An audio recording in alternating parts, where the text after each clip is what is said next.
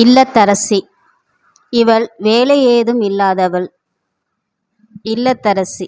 ஆம், நான் இல்லத்தரசிதான். வேலைக்கு செல்லாத வெறும் இல்லத்தரசிதான்.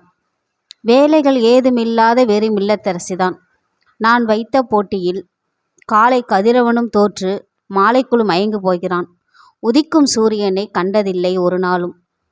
விடுப்பேதும் இல்லாமல் அடுப்பங்கரைக்குள் தினம் அவனுக்கு முன்னால் அடியெடுத்து வைப்பதால் குளிக்க தண்ணீர் வைக்கிறேன், குடிக்க தேநீர் கொடுக்கிறேன், படிக்க வேண்டிய செய்தித்தாளையும் பார்த்து எடுத்து வைக்கிறேன். எனக்காக அல்ல, என்னை சார்ந்தவர்களுக்கு. அறுசுவையோ பல்சுவையோ அதிகாலையே செய்ய துவங்குகிறேன்.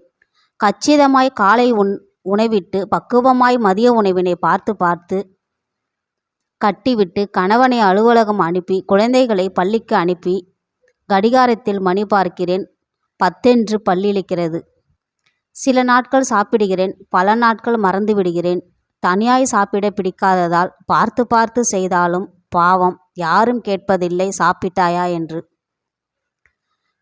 அப்படியே அள்ளி போட்டுவிட்டு அடுத்த வேலைக்கு தயாராகிறேன். பாத்திரம் கழுவி எடுத்துவிட்டு வீட்டினை துடைத்து சுத்தமிட்டு துணிகளை துவைத்து காயவிட்டு மனிதனை பார்க்கையில் முகம் காட்டுகிறது 3 சாப்பிட தோன்றாமல் சாய்கிறேன் தரை மீது. களைப்பினில் கண்மூட மயக்கத்தை எழுப்பிவிட்டது மழை விழும் சத்தம். காய்ந்த துணிகளை எல்லாம் காயப்படுத்தி விடும் என்ற வேகத்தில் பாய்ந்து செல்வேனோ பறந்து செல்வேனோ.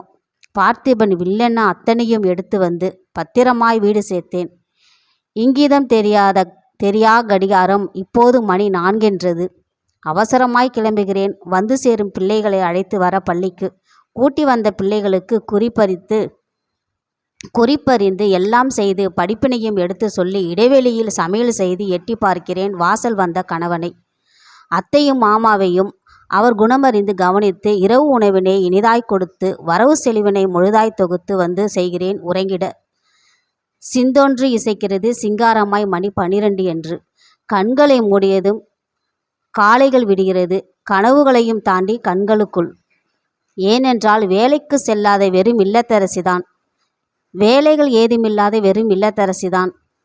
வெறுமனே வெட்டியாயிருக்கிறேன். வேலைகள் ஏதுமில்லை, நான் வெறும் இல்லத்தரசிதான் அடுத்தவர் பார்வைக்கு.